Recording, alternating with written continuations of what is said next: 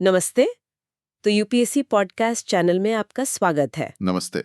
बिपिन चंद्रा की India's struggle for independence series में आज हम चैप्टर 16 पर चर्चा करेंगे, peasant movements and nationalism in the 1920s। जी।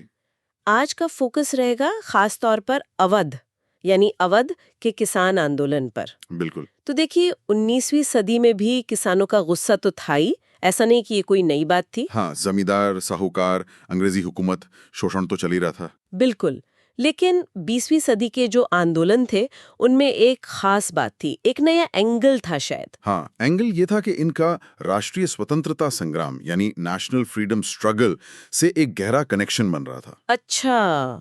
ये आंदोलन सिर्फ अपनी लोकल मांगों के लिए नहीं थे, मतलब वो तो थी ही, लेकिन अब ये नेशनल मूवमेंट से इंस्पायर भी हो रहे थे और उसको इन्फ्लुएंस भी कर रहे थे। मतलब एक टू वे प्रोसेस था, एक गिव एंड टेक वाला रिश्ता। एग्जैक्टली। और ये रिश्ता बड़ा कॉम्प्लेक्स था। ऐसा नहीं कि बस कांग्रेस आई और किसानों को आवाज मिल गई, या किसानों ने बस भीड़ बनकर कांग्रेस को ताकत दे दी। हाँ, वो बात नहीं थी। ये एक दूसरे को शेप कर रहे थे, राष्ट्रीय नेताओं को जमीनी हकीकत समझ आ रही थी, किसानों की समस्याएं क्या हैं। और किसानों को अपनी लड़ाई का एक बड़ा मकसद दिख रहा था, शायद एक नेशनल पर्सपेक्टिव। बिल्कुल। इसी डायनामिक को समझने के लिए आज हम 1920s के अवध किसान आंदोलनों पर गहराई से बात करेंगे, खासकर किसान सभा और बाद में जो एका मूवमेंट आया। ठीक है। और हमारा सोर्स बिपिन चंद्रा की किताब है। जी, वो हमें इसकी पूरी तस्वीर देती है, कैसे शुरुआत हुई, कौन लोग जुड़े, क्या चैलेंजेस आए, क्या उतार चढ़ाव रहे। चलिए, तो फिर शुरू करते हैं अवध के माहौल से। 1856 में अवध का एनेक्सेशन हुआ। जी। अंग्रेजों ने उसे अपने कब्जे में ले लिया। हाँ। इसके बाद वहां के पावर स्ट्रक्चर में क्या बदलाव आए, खासकर ये जो बड़े जमींदार थे जिन्हें तलुकदार्स कहते थे, उनकी पोजीशन कैसे बदली? देखिए, 1857 का जो विद्रोह हुआ उसने अंग्रेजों को थोड़ा सोचने पर मजबूर किया। अच्छा। उन्हें लगा कि भाई स्टेबिलिटी चाहिए, तो इन तालुकदारों को साथ रखना जरूरी है, वरना ये फिर से गड़बड़ कर सकते। ओके। तो एनेक्सेशन और खासकर 1857 के बाद अंग्रेजों ने डेलिब्रेट पॉलिसी के तहत इन तालुकदारों की पकड़ मजबूत कर दी। मतलब उन्हें और पावर्स दे दी। हाँ, उन्हें जमीनों पर मालिकाना हक वापस दिए, कई मामलों में तो पहले से ज्यादा अधिकार दे दिए। वाह। अब सोचिए, पावर किसके हाथ में आ गई? जाहिर है ताल्लुकदारों के। बिल्कुल। और इसका सीधा असर पड़ा असल काश्तकारों पर, जो टेरेंट किसान थे।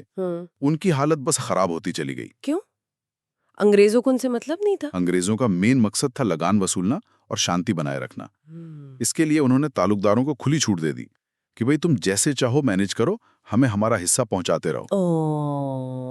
तो मतलब जो असल में खेत जोत रहा था उसकी कोई सुनने वाला नहीं रहा। कोई नहीं। ये शोषण किस किस तरह का था? मतलब क्या क्या झेलना पड़ रहा था किसानों को? कई तरीके थे। सबसे पहले तो एग्जॉर्बिटेंट रेंट्स यानी बेहिसाब लगान। कितना अंदाजन? उपज का इतना बड़ा हिस्सा लगान में चला जाता था कि किसान के पास खाने और अगली फसल बोने के लिए भी मुश्किल से बचता था। बाप रे। फिर थे इल्लीगल लेवीज यानी तरह तरह के गैर कानूनी टैक्स या वसूली। इनका कोई हिसाब किताब नहीं था। जैसे जमींदार को हाथी खरीदना है, उसका खर्चा किसानों से, मोटर गाड़ी लेनी है, उसका खर्चा किसानों से, बेटे की शादी करनी है, उसका खर्चा भी किसानों से। मतलब जमींदार के हर शौक का बोझ किसान पर। बिल्कुल। सोचिए, जैसे आज सोसाइटीज में मेंटेनेंस के अलावा कभी लिफ्ट लगाने का चार्ज, कभी पेंटिंग का चार्ज आ जाता है, वैसा ही कुछ, पर बहुत बड़े पैमाने पर और पूरी तरह मनमाना। और ये नजराना क्या चीज थी? सुनने में तो बड़ा अच्छा लगता है, जैसे कोई गिफ्ट हो। गिफ्ट? ये तो सरासर वसूली थी। समझिए, जब किसी किसान का पट्टा यानी जमीन का लीज एग्रीमेंट खत्म होता, हाँ। उससे रिन्यू कराने के लिए जमींदार को एक मोटी रकम देनी पड़ती थी। इसी को नजराना कहते थे। ओह, और ये रकम ज्यादा होती थी? बहुत ज्यादा। इतनी कि किसान को अक्सर कर्ज लेना पड़ता था, साहूकार के चंगुल में फंस जाता था। और अगर नहीं चुका पाए तो जमीन से बेदखली। हाँ, और यही थी सबसे बड़ी मुसीबत, आर्बिट्री इजेक्शंस या बेदखली। मतलब जमींदार जब चाहे बिना किसी वाजिब कारण के किसान को उसकी जोती हुई जमीन से निकाल सकता था। कोई सिक्योरिटी ऑफ टेन्योर नहीं थी। बिल्कुल नहीं। आज आपने जी जान लगाकर बंजर जमीन को उपजाऊ बनाया, मेहनत की। हाँ। कल जमींदार ने लगान बढ़ा दिया या नजराना मांग लिया, आप नहीं दे पाए तो आपको हटाकर किसी और को जमीन दे दी जो ज्यादा पैसे देने को तैयार हो। ये तो बहुत ही अनस्टेबल सिचुएशन थी। मतलब वैसी ही इनसिक्योरिटी जैसे आज प्राइवेट सेक्टर में कभी भी नौकरी से निकाल दिए जाने का डर लगा रहता है। बिल्कुल वैसी ही, पर यहाँ तो पूरी जिंदगी ही दांव पर लगी थी, घर, परिवार, सब कुछ। और फिर वर्ल्ड वॉर 1 का भी असर पड़ा, किताब में जिक्र है इसका। हाँ, 1914 से 18 तक जो पहला विश्व युद्ध चला, उसके बाद सिचुएशन और खराब हो गई। कैसे? जंग के बाद महंगाई आसमान छूने लगी। खाने पीने की चीजें, कपड़ा, नमक, तेल, सब कुछ महंगा। लेकिन किसानों की आमदनी तो नहीं बढ़ी होगी? आमदनी वही की वही, पर खर्चे बढ़ गए। तो एक तरफ जमींदारी जुल्म, दूसरी तरफ ये महंगाई की मार। मतलब किसानों के लिए हालात बिल्कुल अनबेरेबल हो गए थे। वह हाँ, बर्दाश्त से बाहर। वो बदलाव के लिए, प्रोटेस्ट के लिए बिल्कुल तैयार बैठे थे। एक तरह से माहौल बन चुका था। बस एक चिंगारी चाहिए थी। एग्जैक्टली। और वो चिंगारी आई ऑर्गेनाइजेशन के रूप में। संगठन। हाँ, इसी कॉन्टेक्स्ट में उत्तर प्रदेश यूपी में जो होम रूल लीग के एक्टिव मेंबर्स थे, एनी बेसेंट और तिलक वाले। हाँ वही, उसके जो कार्यकर्ता यूपी में थे, उन्होंने किसानों को संगठित करने का काम शुरू किया। और ये खास बात ये है, ये संगठन पुराने ढर्रे पर नहीं बल्कि मॉडर्न लाइंस पर बन रहा था। मतलब बाकायदा किसान सभाएं बनाई गईं? जी, बाकायदा किसान सभाएं बनाई गईं। किसने शुरू किया ये? फरवरी 1918 में गौरी शंकर मिश्र और इंद्र नारायण द्विवेदी ने मदन मोहन मालवीय जी के सपोर्ट से यूपी किसान सभा बनाई। और ये कामयाब रही? बहुत। ये सिर्फ कागज पर नहीं थी, इसने तेजी से काम किया। जून 1919 तक, यानी करीब 1.5 साल में, यूपी की 17 तहसीलों में इसकी 450 ब्रांचेस खुल चुकी थी। 450 ब्रांचेस 1.5 साल में? ये तो किसी ग्रासरूट्स मूवमेंट की जबरदस्त ग्रोथ है। बिल्कुल। ये दिखाता है कि किसानों में संगठित होने की कितनी जरूरत महसूस हो रही थी और लोग तैयार थे। इसका असर नेशनल लेवल पर भी दिखा, कांग्रेस वगैरह पर? हाँ, बिल्कुल दिखा। दिसंबर 1918 दिल्ली और दिसंबर 1919 अमृतसर में जो कांग्रेस के सालाना सेशंस हुए, हाँ, उनमें यूपी से बड़ी संख्या में किसान डेलीगेट शामिल हुए। ये एक बड़ा शिफ्ट था। क्यों, पहले किसान नहीं जाते थे क्या कांग्रेस सेशंस में? जाते थे, पर इतने ऑर्गेनाइज तरीके से और इतनी बड़ी संख्या में नहीं। अब कांग्रेस, जो अब तक ज्यादातर शहरी एजुकेटेड मिडिल क्लास की पार्टी मानी जाती थी, उसमें अब किसानों की आवाज सीधे पहुंच रही थी। जमीनी आंदोलन और राष्ट्रीय राजनीति का संगम हो रहा था। ओके, तो ऑर्गेनाइजेशन बन गया, नेशनल प्लेटफॉर्म पर भी आवाज उठने लगी। लेकिन जमीन पर, गांवों में क्या चल रहा था? डे टू डे क्या हो रहा था? जमीन पर भी हलचल तेज हो रही थी। जैसे? किताब में प्रतापगढ़ जिले की एक घटना का जिक्र है। 1919 के एंड में नाई धोबी बंद। ये क्या था? नाई धोबी बंद। हाँ, ये बड़ा दिलचस्प तरीका था प्रोटेस्ट का। क्या करते थे इसमें? प्रतापगढ़ के एक तालुके में किसानों ने फैसला किया कि वे जमींदार और उसके लोगों को नाई और धोबी की सर्विसेज नहीं देंगे। अच्छा, मतलब बाल काटने और कपड़े धोने से मना कर दिया। हाँ, सोचिए उस वक्त जब ये सेवाएं डेली लाइफ का कितना जरूरी हिस्सा थी। हाँ, बिल्कुल। इनके बंद होने से जमींदार पर कितना सोशल प्रेशर पड़ा होगा। ये दिखाता है कि किसान अब सिर्फ आर्थिक मांगों तक सीमित नहीं थे, वो सामाजिक तरीकों से भी अपनी ताकत का इस्तेमाल कर रहे थे। ये एक तरह का असहयोग ही था लोकल लेवल पर। क्या बात है, मतलब प्रेशर बनाने का देसी जुगाड़। ये दिखाता है कि लोग कितने क्रिएटिव हो जाते हैं जब उन्हें अपनी बात मनवानी हो। बिल्कुल। और ये सिलसिला आगे बढ़ा। 1920 की गर्मियों तक अवध के गांवों में, खासकर तालुकेदारी इलाकों में, किसान बैठकें आम हो गईं। बैठकें कौन बुलाता था? ये बैठकें अक्सर गांव की पंचायतें बुलाती थीं। इसमें झिंगुरी सिंह और दुर्गपाल सिंह जैसे स्थानीय नेताओं का नाम भी आता है। ये लोकल लीडर्स थे। Grassroot leaders? बिल्कुल, ये ग्रासरूट लीडर्स थे जो किसानों को मोबिलाइज कर रहे थे। लेकिन तभी एंट्री होती है एक ऐसे शख्स की जिनका नाम अवध किसान आंदोलन का पर्याय बन गया। बाबा रामचंद्र। बाबा रामचंद्र। इनके बारे में काफी सुना है, कहानी बड़ी ड्रामेटिक है इनकी। महाराष्ट्र के ब्राह्मण थे। हाँ, 13 साल की उम्र में घर छोड़ गया और फिर फीजी चले गए, इंडेंचर्ड लेबरर बनकर, गिरमिटिया मजदूर। हाँ, गिरमिटिया मजदूर। वहां उन्होंने मजदूरों का शोषण देखा, उनके लिए लड़े भी। फिर 1909 में साधु बनकर फैजाबाद पहुंचे। और फिर क्या करने लगे? अपनी पीठ कर तुलसीदास की रामायण लेकर घूमते थे और लोगों को चौपाइयां सुनाते थे, गांव-गांव जाते थे। तो एक साधु से इतने बड़े किसान नेता बनने का सफर कैसे तय हुआ? ये ट्रांसफॉर्मेशन कैसे हुआ? ये वाकई एक रिमार्केबल ट्रांसफॉर्मेशन है। 1920 के मध्य तक आते-आते वो सिर्फ रामायण सुनाने वाले साधु नहीं रहे, बल्कि किसानों के नेता बन गए। हाँ, अवध के किसानों के सबसे कैरिस्मेटिक नेता बन गए। उनमें गजब की लीडरशिप क्वालिटी थी। वो किसानों की भाषा बोलते थे, उनके दुख दर्द को समझते थे और रामायण की चौपाइयों का इस्तेमाल करते थे। हाँ, रामायण की चौपाइयों के जरिए ही उन्हें अन्याय के खिलाफ लड़ने की हिम्मत देते थे, उन्हें संगठित करते थे। उनका साधु वाला भेष भी किसानों को अपनी तरफ खींचता था। उनमें संगठन बनाने की अद्भुत क्षमता थी। He was a natural organiser. और फिर उन्होंने नेशनल लीडर्स से कांटेक्ट किया। हाँ, ये भी एक महत्वपूर्ण कदम था। जून 1920 में बाबा रामचंद्र कुछ 100 किसानों को लेकर जौनपुर और प्रतापगढ़ से पैदल चलकर इलाहाबाद पहुंचे। पैदल? इतनी दूर? हाँ, पैदल। वहां वे गौरी शंकर मिश्र और जवाहरलाल नेहरू से मिले। नेहरू से? हाँ, जवाहरलाल नेहरू से। और उनसे कहा, भाई, शहरों में एसी कमरों में बैठकर किसानों का दर्द नहीं समझेगा, गांव में आकर देखो हमारी हालत। वाओ, सीधा चैलेंज।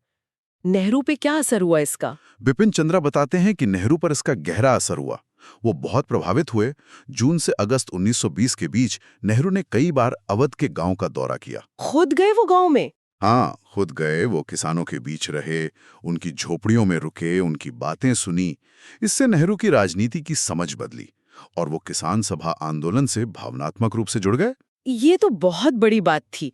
मतलब नेशनल लीडरशिप अब जमीनी हकीकत से सीधे जुड़ रहा था। बिल्कुल। और ये नेशनल मूवमेंट के कैरेक्टर को बदल रहा था, उसे और ज्यादा मास बेस्ड बना रहा था। अच्छा, इसी दौरान प्रतापगढ़ में एक और ड्रामा चल रहा था जिसका जिक्र पहले हुआ था। हाँ, प्रतापगढ़ वाला मामला। वहां के डेप्यूटी कमिश्नर थे मिस्टर मेहता। किताब कहती है कि वो किसानों से सिंपैथी रखते थे। हाँ, वो थोड़े अलग किस्म के अफसर थे। उन्होंने किसानों की शिकायतों पर ध्यान देने और जांच करने का वादा किया था। और प्रतापगढ़ का रूर गांव एक्टिविटी का सेंटर बन गया था। हाँ, रूर गांव। कहा जाता है कि करीब 1 लाख किसानों ने वहां एक आना देकर अपनी शिकायतें दर्ज कराईं। 1 लाख? ये तो जबरदस्त मोबिलाइजेशन है, बस शिकायतें दर्ज कराने के लिए। हाँ, ये दिखाता है कि गुस्सा कितना ज्यादा था और लोग संगठित होकर आवाज उठाने को कितने तैयार थे। गौरीशंकर मिश्र भी वहां एक्टिव थे और मेहता के साथ बातचीत कर रहे थे। किन मुद्दों पर? वही मुख्य मुद्दे, बेदखली और नजराना, कि इन पर कोई रोक लगे, कोई हल निकले। लेकिन तभी कुछ गड़बड़ हुई। हाँ, अगस्त 1920 में मेहता साहब छुट्टी पर चले गए। और बस जैसे ही सिंपैथेटिक अफसर गया, तालुकदारों को मौका मिल गया। उन्होंने सोचा, अब कौन रोकेगा हमें। और उन्होंने बाबा रामचंद्र को निशाना बनाया। हाँ, बाबा रामचंद्र और 32 दूसरे किसानों पर चोरी का झूठा इल्जाम लगाकर 28 अगस्त 1920 को गिरफ्तार करवा दिया। जाहिर है किसान भड़क गए होंगे। बिल्कुल। फौरन 4-5 हजार किसान प्रतापगढ़ पहुंच गए। किसी तरह उन्हें शांत करके वापस भेजा गया। लेकिन मामला यहीं खत्म नहीं हुआ। नहीं, 10 दिन बाद एक अफवाह फैली। क्या अफवाह? कि गांधी जी खुद बाबा रामचंद्र को छुड़ाने आ रहे हैं। गांधी जी? उनका नाम जुड़ते ही तो बस इस बार तो भीड़ बेकाबू हो गई। पहले 10-20 हजार किसान जमा हुए और देखते देखते संख्या 60 हजार तक पहुंच गई। 60,000? उस जमाने में बिना व्हाट्सएप, बिना मॉडर्न ट्रांसपोर्ट के इतनी बड़ी भीड़ का इकट्ठा हो जाना, यह आंदोलन की जमीनी पकड़ दिखाता है। इनक्रेडिबल मोबिलाइजेशन था वो। और वो किसान हटे नहीं वहां से। नहीं, वो डटे रहे। वे तभी माने जब बाबा रामचंद्र को जेल से निकाला गया, या शायद जैसा किस्सा है, पास के गन्ने के खेत में एक पेड़ पर चढ़कर उन्होंने भीड़ को दर्शन दिए। कितना सिनेमैटिक सीन रहा होगा। बिल्कुल। स्थिति इतनी गंभीर हो गई कि मेहता साहब को छुट्टी से वापस बुलाया गया, इमरजेंसी रिकॉल। और उन्होंने आते ही क्या किया? उन्होंने समझदारी दिखाई। आते ही चोरी का केस वापस लिया। वाह। और तालुकदारों पर दबाव बनाया कि किसानों की कुछ मांगे माने, ज्यादा नहीं पर कुछ रियायतें देने को कहा। तो ये तो आंदोलन की एक बड़ी जीत हुई। बहुत बड़ी जीत। और वो भी बिना ज्यादा संघर्ष के, बस भीड़ के दबाव से। इस आसान जीत ने किसानों का हौसला आसमान पर पहुंचा दिया। मूवमेंट और तेजी से फैलने लगा। इसका साइकोलॉजिकल इम्पैक्ट बहुत बड़ा रहा होगा। बिल्कुल। ये सिर्फ बाबा रामचंद्र की रिहाई नहीं थी, ये पहली बार था जब किसानों ने संगठित होकर सिस्टम को झुका दिया था। उन्हें अपनी ताकत का एहसास हुआ। अच्छा, इसी माहौल में नेशनल लेवल पर एक बड़ा फैसला हो रहा था, नॉन कॉपरेशन मूवमेंट का। हाँ, सितंबर 1920 में कलकत्ता में कांग्रेस का स्पेशल सेशन हुआ और वहां नॉन कॉपरेशन का प्रस्ताव पास हुआ। इसका असर यूपी के नेताओं और किसान आंदोलन पर क्या पड़ा? यूपी के नेता भी इसमें बटे हुए थे। नेहरू जैसे युवा नेता नॉन कॉपरेशन के लिए पूरी तरह तैयार थे। लेकिन कुछ पुराने नेता? हाँ, मदन मोहन मालवीय जैसे कुछ सीनियर नेता थे जो अब भी कॉन्स्टिट्यूशनल एजिटेशन, यानी याचिकाएं दायर करके, लेजिस्लेचर में सवाल उठा के, नियमों के तहत विरोध करके संघर्ष जारी रखना चाहते थे। वो मास सिविल डिसोबीडियंस के पक्ष में नहीं थे। और ये मतभेद यूपी किसान सभा में भी आ गया। बिल्कुल। यूपी किसान सभा में भी ये डिवीजन साफ दिखने लगा। तो नतीजा क्या हुआ? नतीजा ये हुआ कि जो लोग नॉन कॉपरेशन के पक्ष में थे, नेहरू और गौरीशंकर मिश्र के गुट वाले, उन्होंने 17 अक्टूबर 1920 को प्रतापगढ़ में एक अलग संगठन बना लिया। क्या नाम था उसका? अवध किसान सभा। अच्छा, तो ये नई सभा बन गई। इसने क्या किया फिर? पुरानी वाली से अलग कैसे थी? इस नई अवध किसान सभा ने एक बहुत महत्वपूर्ण काम किया। पिछले कुछ महीनों में अवध के अलग अलग जिलों में जो छोटी बड़ी ग्रास रूट्स लेवल की किसान सभाएं स्पॉन्टेनियसली उभर आई थी, हाँ, जिनका जिक्र हमने किया था, उन सबको एक प्लेटफॉर्म पे ले आए, एक झंडे तले एकजुट कर दिया। ये बहुत बड़ा ऑर्गेनाइजेशनल स्टेप था। इसमें कौन कौन नेता शामिल थे? इसमें गौरीशंकर मिश्र, जवाहरलाल नेहरू, माता बदल पांडे, बाबा रामचंद्र, देव नारायण पांडे और केदारनाथ जैसे कई नेता शामिल थे। इन सब के प्रयासों से अक्टूबर 1920 के अंत तक 330 से ज्यादा किसान सभाएं इस नई ऑर्गेनाइजेशन से जुड़ चुकी थी। 330। ये भी काफी तेजी से हुआ। हाँ, क्योंकि जमीन पहले से तैयार थी, बस एक सेंट्रल बॉडी की जरूरत थी। इस अवध किसान सभा का प्रोग्राम क्या था? इन्होंने किसानों से क्या करने को कहा? इनका प्रोग्राम बहुत क्लियर था और नॉन कॉपरेशन की स्पिरिट से मिलता जुलता था। 4 मुख्य बातें थीं। क्या थी वो?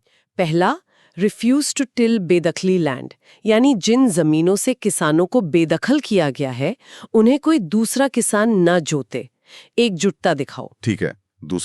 दूसरा, स्टॉप हरी एंड बेगार, यानी जमींदार के लिए मुफ्त में काम करना या उसकी सेवा करना बंद करें। ये अनपेड लेबर के फॉर्म्स थे। ओके। तीसरा, boycott those who don't accept these terms. जो किसान या गांव वाले इन शर्तों को न माने, उनका सामाजिक बहिष्कार करें। हुक्का पानी बंद टाइप। और चौथा, use panchayats for dispute resolution. अपने आपसी झगड़े जमींदार या सरकारी अदालत में न ले जाकर अपनी पंचायतों में सुलझाएं। एक तरह से समानांतर व्यवस्था बनाने की कोशिश। तो ये एसेंशियली जमींदारों और कॉलोनियल एडमिनिस्ट्रेशन के साथ असहयोग का एक रूरल वर्जन था। बिल्कुल सही। नॉन कॉपरेशन को गांव के स्तर पर लागू करने का तरीका था ये। और इस नई सभा ने अपनी ताकत कब दिखाई? कोई बड़ा प्रदर्शन हुआ? हाँ, हुआ।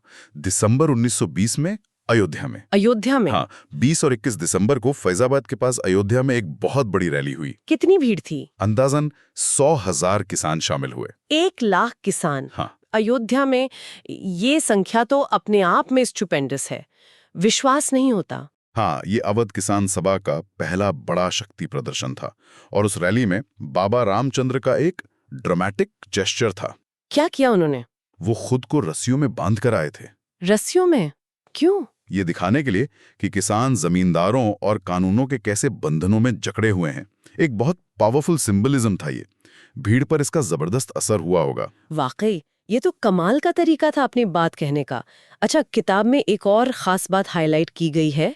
इस किसान सभा आंदोलन में हाई कास्ट और लो कास्ट दोनों तरह के किसान शामिल थे। हाँ, ये बहुत महत्वपूर्ण बिंदु है। मतलब जातिगत भेदभाव पीछे छूट गया था। काफी हद तक। आर्थिक शोषण के खिलाफ लड़ाई में ऊंची और नीची दोनों जातियों के किसान कंधे से कंधा मिलाकर खड़े थे। ये सामाजिक एकता, सोशल यूनिटी भी आंदोलन की एक बड़ी स्ट्रेंथ थी। ये उस दौर के लिहाज से तो बहुत बड़ी बात रही होगी। निश्चित रूप से। और इसका असली महत्व सिर्फ संख्या में नहीं था। ये दिखाता था कि किसान अब सिर्फ स्थानीय शिकायतों तक सीमित नहीं थे। वे राष्ट्रीय आंदोलन की भाषा और प्रतीकों, जैसे गांधी जी का नाम, असहयोग का विचार, इनसे जुड़कर अपनी कलेक्टिव पावर का प्रदर्शन कर रहे थे। लेकिन 1920 का अंत होते होते आंदोलन ज्यादातर शांतिपूर्ण और संगठित लग रहा था। अयोध्या रैली भी एक तरह से पीक थी। फिर जनवरी 1921 में अचानक क्या हुआ कि आंदोलन हिंसक हो गया। हाँ, ये एक शिफ्ट आया। रायबरेली, फैजाबाद, सुल्तानपुर जिलों में लूटपाट और पुलिस से झड़पों की खबरें आने लगी। ऐसा क्यों हुआ? हाँ, जनवरी 1921 में आंदोलन का कैरेक्टर बदला। अयोध्या की रैली ने आंदोलन के शिखर को दिखाया, लेकिन शायद किसानों की उम्मीदें बहुत बढ़ गई थीं और जब इमीडिएट राहत नहीं मिली तो फ्रस्ट्रेशन बढ़ा। हाँ, और गुस्सा फूटा। अब घटनाएं ज्यादातर बाजारों, घरों, अनाज के गोदामों, ग्रेनरीज को लूटने और पुलिस के साथ टकराव के रूप में सामने आने लगी। इसमें एक पैटर्न दिखता है। और इन हिंसक घटनाओं को लीड कौन कर रहा था? क्या ये वही किसान सभा के नेता थे, जैसे बाबा रामचंद्र या गौरीशंकर मिश्र? यहीं पर कहानी थोड़ी और कॉम्प्लेक्स हो जाती है। बिपिन चंद्र बताते हैं कि अक्सर इन घटनाओं का नेतृत्व एस्टैब्लिश्ड किसान सभा नेता नहीं कर रहे थे। तो फिर कौन? बल्कि लोकल फिगर्स, जैसे कोई साधु, कोई होली मैन या फिर ऐसे पुराने जमींदार जिनकी जमीनें ताल्लुकदारों ने छीन ली थीं। डिसइनहेरिटेड एक्स प्रोप्राइटर्स, वो इन घटनाओं को लीड करते नजर आते हैं। मतलब लोकल लेवल पर लीडरशिप उभर रही थी। हाँ, और अक्सर ये हिंसा किसी नेता की गिरफ्तारी या उसकी अफवाह से भड़कती थी, जैसे रायबरेली के मुंशीगंज और करहिया बाजार में हुआ। शायद आंदोलन ज्यादा स्पॉन्टेनियस हो गया था और लोकल गुस्सा फूट रहा था, जो हमेशा संगठित लीडरशिप के कंट्रोल में नहीं था। सरकार ने इस वायलेंस पर कैसे रिएक्ट किया? चुपचाप देखती रही? नहीं, सरकार के लिए इन बिखरे हुए हिंसक प्रदर्शनों को दबाना ज्यादा मुश्किल नहीं था। जहां भीड़ उग्र हुई वहां फायरिंग हुई, लोगों को तितर-बितर किया गया। गिरफ्तारियां भी हुई होंगी। बड़े पैमाने पर गिरफ्तारियां हुई, मुकदमे चले। जनवरी 1921 के अंत तक ये हिंसक दौर लगभग खत्म हो गया था। इक्का-दुक्का घटनाएं बाद में भी हुई, पर मोमेंटम टूट गया था। और फिर कानूनी डंडा चला सप्रेशन के लिए। हाँ, मार्च 1921 में सरकार ने अफेक्टेड डिस्ट्रिक्ट्स में सेडिशियस मीटिंग्स एक्ट लगा दिया। इसका क्या मतलब था? मतलब किसी भी तरह की पॉलिटिकल मीटिंग या एक्टिविटी पर रोक। इससे बची-खुची राजनीतिक गतिविधि भी रुक गई। नेशनलिस्ट नेता अदालतों में किसानों के केस लड़ते रहे, उनकी पैरवी करते रहे। पर जमीन पर आंदोलन ठंडा पड़ गया। हाँ, जमीन पर आंदोलन लगभग खत्म हो गया। क्या सरकार ने सिर्फ सप्रेशन का रास्ता अपनाया या कुछ रिफॉर्म की कोशिश भी की? किताब में अवध रेंट अमेंडमेंट एक्ट का जिक्र है। हाँ, सरकार ने ये कानून पास किया 1921 में। लेकिन जैसा कि किताब साफ करती है, इससे किसानों को कोई खास राहत नहीं मिली। क्यों? क्या कमियां थी इससे? जो मेन इश्यूज थे, जैसे बेदखली पर पूरी रोक या लगान में बड़ी कमी, वो एड्रेस नहीं हुए। हाँ, कुछ हद तक टेन्योर को सिक्योरिटी मिली, पर वो भी कंडीशनल थी। लूप होल्स बहुत थे। तो फिर इसका क्या फायदा हुआ? फायदा ये हुआ कि इसने कुछ उम्मीदें जरूर जगाईं। किसानों को लगा कि शायद अब कुछ बेहतर होगा। सरकार ने हमारी बात सुनी है, और इस उम्मीद ने भी अनजाने में ही सही आंदोलन को शांत करने में मदद की।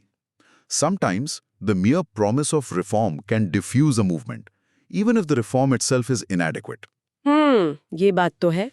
तो ये थी अवध में किसान सभा आंदोलन की पूरी कहानी। कैसे होम रूल लीग की कोशिशों से संगठन बना, फिर कैसे बाबा रामचंद्र जैसे जमीनी नेता उभरे, कैसे नेहरू जैसे राष्ट्रीय नेता उससे जुड़े, गांवों तक पहुंचे, फिर असहयोग आंदोलन का प्रभाव, प्रतापगढ़ की वो अहम जीत, अयोध्या की विशाल रैली जो शायद आंदोलन का चरम बिंदु थी, और अंत में हिंसा का दौर और सरकारी दमन, साथ ही वो आधा अधूरा सुधार कानून। काफी उतार चढ़ाव भरी कहानी है। बिल्कुल, और ये कहानी हमें साफ दिखाती है कि जमीनी किसान संघर्ष और नेशनल फ्रीडम मूवमेंट के बीच का रिश्ता कितना गहरा, कितना डायनामिक और कितना जरूरी था। ये सिर्फ वन वे ट्रैफिक नहीं था। बिल्कुल नहीं। किसानों ने राष्ट्रीय आंदोलन को मास बेच दिया, उसे रेडिकलाइज किया, उसे जमीन से जोड़ा। और राष्ट्रीय आंदोलन ने किसानों को एक बड़ा प्लेटफॉर्म दिया, नई लीडरशिप दी और लड़ने का एक व्यापक नजरिया दिया शायद। हाँ, उन्हें अपनी लड़ाई को देश की आजादी की बड़ी लड़ाई से जोड़ने का मौका मिला। अवध का ये अनुभव आगे चलकर नेशनल मूवमेंट की स्ट्रैटेजी पर भी असर डालेगा, इसमें कोई शक नहीं। चलिए आगे बढ़ते हैं। Okay, let's move our discussion forward. पिछले हिस्से में हमने जिस दौर की बात की, उसी समय यानी 1920s की शुरुआत में देश के कुछ और हिस्सों में भी किसानों का गुस्सा जाहिर हो रहा था। वो एक सिमरिंग डिस्कंटेंट था जो उबलने लगा था। हाँ, आज हम दो ऐसे ही अहम किसान आंदोलनों पर गहराई से नजर डालेंगे। एक अवध का एका आंदोलन और दूसरा केरल के मालाबार का मोपला विद्रोह। देखते हैं कि इन स्रोतों में क्या दिलचस्प बातें छिपी हैं। बिल्कुल, और ये दोनों आंदोलन हमें उस समय की जमीनी हकीकत दिखाते हैं। किसानों की असल समस्याएं क्या थीं और उनका नेशनल पॉलिटिक्स से, खासकर कांग्रेस और खिलाफत आंदोलन से क्या रिश्ता था, इस पर सोचने का मौका देते हैं। सही बात है। यहाँ सिर्फ आंकड़ों या तारीखों की बात नहीं है, ये लोगों की जिंदगियों की कहानी है, उनकी उम्मीदें, उनका गुस्सा। ये दिखाता है कि हिस्ट्री सिर्फ बड़े नेताओं या हेडलाइन इवेंट्स की कहानी नहीं है। आम लोगों की स्ट्रगल्स, उनकी छोटी छोटी लड़ाइयाँ, वो भी उतनी इंपॉर्टेंट है और अक्सर नेशनल नैरेटिव को शेप करती हैं। तो पहले बात करते हैं अवध की। साल 1921 के आखिर में किसानों की बेचैनी फिर से सामने आई। इस बार सेंटर थे हरदोई, बहराइच और सीतापुर जिले। यहाँ क्या खास मुद्दे थे? क्या ये पिछली किसान सभा वाले ही मुद्दे थे या कुछ नया था इस बार? मुद्दे काफी मिलते जुलते थे। मतलब जमीनी शोषण की कहानी वही पुरानी थी, बस शायद किरदार और इलाके थोड़े बदल गए थे। जो स्रोत हैं वो बताते हैं कि मुख्य शिकायतें थीं। पहला, लगान। और ये कोई मामूली बढ़ोतरी नहीं थी। जो कागज पर दर्ज लगान था, डॉक्यूमेंटेड रेंट, उससे 50% ज्यादा वसूला जा रहा था। 50%? बाप रे, मतलब सीधे सीधे 1.5 गुना। हाँ। आज के जमाने में सोचें, अगर कोई मकान मालिक किराया अचानक 50% बढ़ा दे बिना किसी अग्रीमेंट के, तो क्या हंगामा खड़ा हो जाएगा। एग्जैक्टली ये तो सरासर ज्यादती थी, पूरी तरह आर्बिट्ररी। दूसरा बड़ा मुद्दा था ठेकेदारों का शोषण, ऑपरेशन ऑफ ठेकेदार्स। अच्छा। लगान वसूली का काम अक्सर इन ठेकेदारों को आउटसोर्स कर दिया जाता था, और ये लोग तो मानो किसानों का खून चूसने के लिए ही बैठे थे, बहुत जुल्म करते थे। हाँ, वो बिचौली वाला सिस्टम है ना, आज भी होता है कई जगह। बिल्कुल बिल्कुल, वही मिडलमैन वाली बात, चाहे वो मंडी में फसल बेचने वाला किसान हो या कोई छोटा कारोबारी, ये बीच वाले अपना मोटा कट बनाते हैं। तीसरा, बटाई, शेयर क्रॉपिंग। शेयर क्रॉपिंग की जो प्रथा थी वो भी शोषण का एक बड़ा जरिया थी। इसमें फसल का एक बड़ा हिस्सा जमींदार ले जाता था, चाहे किसान की लागत निकली हो या नहीं, फसल अच्छी हुई हो या खराब, किसान बस पिसता रहता था। यानी मल्टीपल लेवल पर एक्सप्लॉयटेशन चल रहा था। तो ये आंदोलन शुरू कैसे हुआ? इसे एका यानी एकता आंदोलन क्यों कहा गया? और मैंने सुना है इसमें कोई खास धार्मिक रस्म भी होती थी। ये क्या मामला था? बड़ा यूनिक लग रहा है। हाँ, शुरुआत में इसे कांग्रेस और खिलाफत नेताओं ने ही हवा दी थी। नॉन कोऑपरेशन मूवमेंट का माहौल तो गर्म था ही। एका नाम, हाँ बिल्कुल सही पकड़ा आपने, ये एकता पर जोर देने के लिए रखा गया था, किसानों की एकता, हर तरह के जुल्म के खिलाफ। अच्छा। और हाँ, इसकी बैठकों में एक खास धार्मिक रस्म होती थी, जो सिर्फ पूजा पाठ नहीं थी, बल्कि एक तरह का कलेक्टिव प्लेज था, एक सामाजिक अनुबंध। अच्छा, कैसी रस्म थी ये? दिलचस्प थी। जमीन में गंगा नदी का प्रतीक मानकर एक गड्ढा खोदा जाता था, उसमें पानी भरा जाता, पवित्रता का सिंबल। फिर एक पुजारी को बुलाया जाता और उसके बाद वहां जमा हुए किसान कस्में खाते थे। क्या कस्में खाते थे? What were the commitments? कई महत्वपूर्ण बातें थी इसमें। पहली कि वो सिर्फ दर्ज किया हुआ लगान ही देंगे, ज्यादा नहीं, लेकिन साथ ही ये भी कहते थे कि समय पर देंगे। अच्छा, ये भी था। हाँ, इससे पता चलता है कि वो अपनी जिम्मेदारी भी समझ रहे थे, ये नहीं कि बस एनार्की फैलानी है। एक सेंस ऑफ फेयरनेस की मांग थी।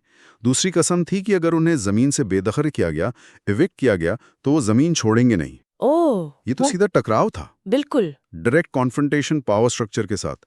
तीसरी, वो जबरदस्ती की बेगार फोर्स्ड लेबर नहीं करेंगे, जो जमाने में बहुत आम थी। हाँ, सुना है। चौथी, वो अपराधियों की मदद नहीं करेंगे, एक तरह से लॉ एंड ऑर्डर बनाए रखने का वादा भी। और पांचवी, वो पंचायत के फैसलों को मानेंगे। इसमें कम्युनिटी गवर्नेंस यानी समुदाय के अपने स्वशासन का भी एक एलिमेंट साफ दिखता है। ये पूरी रस्म उनकी एकता और संकल्प रिजॉल्व को मजबूत करने का एक तरीका थी, एक कलेक्टिव कॉन्शियसनेस जगाने की कोशिश। जैसे आजकल भी कई सामाजिक समूह या पॉलिटिकल पार्टीज शपथ समारोह करते हैं ना, कुछ वैसा ही।